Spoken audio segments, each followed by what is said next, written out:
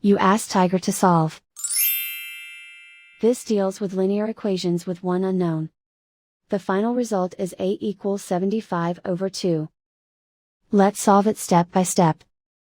Simplify the expression. Break up the fraction.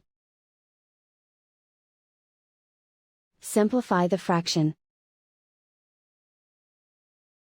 Group all a terms on the left side of the equation. Subtract 1 over 2a from both sides. Group like terms. Group the coefficients. Find the lowest common denominator. Multiply the denominators. Multiply the numerators. Combine the fractions. Combine the numerators. Group like terms. Combine the fractions. Combine the numerators. Reduce the zero numerator. Simplify the arithmetic. Group all constants on the right side of the equation. Add 8 to both sides.